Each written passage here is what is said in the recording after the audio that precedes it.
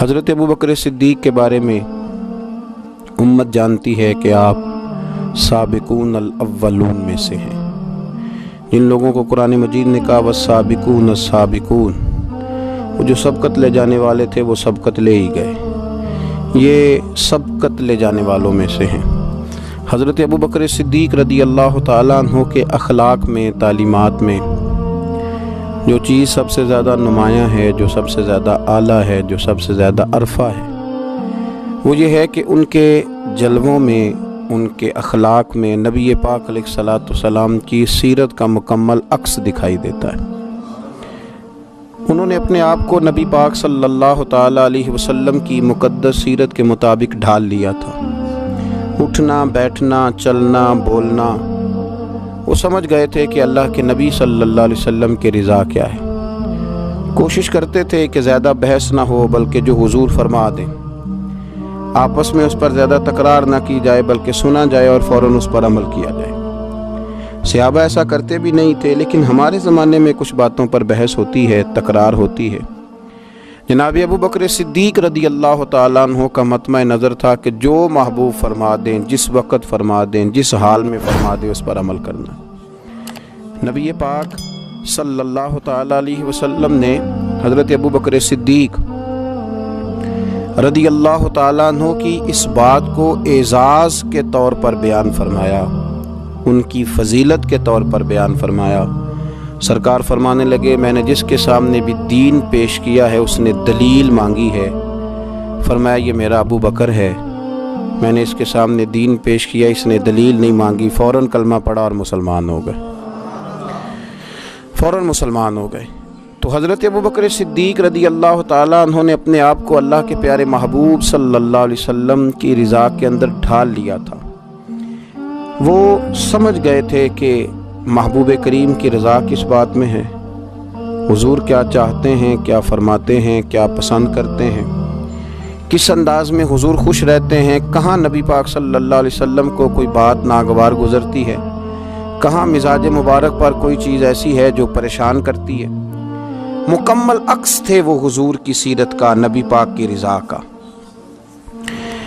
جب اللہ کے پیارے حبیب صلی اللہ تعالیٰ علیہ وآلہ وسلم تشریف لے گئے اور نبی پاک صلی اللہ تعالیٰ علیہ وعلا آلہ وصحبہ وبارک وسلم غار حرا میں وقت گزارا اور پہلی وحی حضور پہ نازل ہوئی، تو قرآن مجید کی ایک تاثیر تھی، اس کی ایک شدت تھی کہ اللہ کے محبوب علیہ السلام کے وجود اطہر پر اس کا اثر محسوس ہوا۔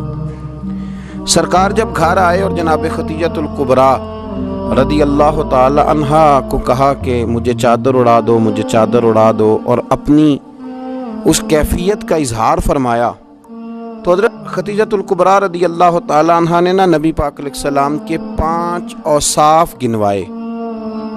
یا رسول اللہ صلی اللہ علیہ وسلم، آپ کے اخلاق میں یہ 5 چیزیں پائی جاتی ہیں، اللہ کبھی بھی آپ کو رسوا نہیں کرے گا، اللہ تبارک و تعالیٰ آپ کو شان عطا کرے گا۔ 5 چیزیں گنوائیں حضرت خدیجۃ الکبریٰ نے۔ وہ 5 چیزیں کون سی تھیں؟ فرمایا مجھے اللہ کی قسم، اللہ آپ کو ہرگز بھی شرمندہ نہیں کرے گا۔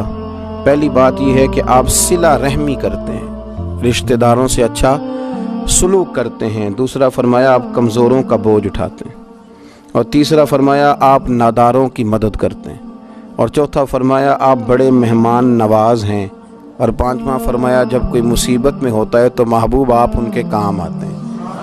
یہ 5 آپ کے اندر وہ اخلاق عالیہ ہیں جن کی بنیاد پر میں کہتی ہوں کہ اللہ آپ کو عزتیں ہی عطا فرمائے گا، بلندیاں ہی آپ کا نصیبہ ہوں گی۔ یہی ان باتوں سے میں نے دیکھا ہے۔ حضرت سیدنا خدیجۃ الکبریٰ رضی اللہ تعالی عنہا کا یہ قول بخاری شریف میں موجود ہے، اور اسی بخاری میں حضرت ابو بکر صدیق رضی اللہ تعالیٰ عنہ کے بارے میں ابن دغنہ نے ایک بات کہی تھی۔ جب آپ مکہ چھوڑ کے جانے لگے کافروں کی سختیوں سے پریشان ہو کر، تو ابن دغنہ نے آپ کو کھڑا کر لیا اور کہنے لگا ابو بکر آپ نہ جائیں۔ کیوں؟ کہنے لگا آپ جیسے شخص کو یہیں رہنا چاہیے۔ وجہ اس کی یہ ہے کہ آپ 5 باتیں وہ جو حضرت خدیجہ نے نبی پاک کے بارے میں گنوائی تھیں، وہی 5 باتیں اسی بخاری میں اسی ترتیب سے موجود ہیں کہ ابن دغنہ کہنے لگے کہ آپ صلہ رحمی کرتے ہیں، آپ کمزوروں کا بوجھ اٹھاتے ہیں، ابو بکر صدیق آپ ناداروں کی مدد کرتے ہیں، آپ بڑے مہمان نواز ہیں، آپ مصیبت زدہ لوگوں کے کام آتے ہیں۔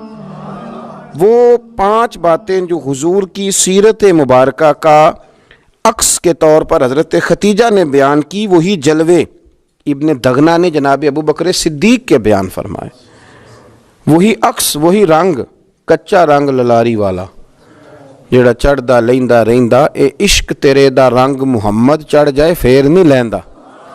تو وہی کیفیات، وہی عکس سیرت حضرت ابو بکر صدیق میں پایا جاتا تھا۔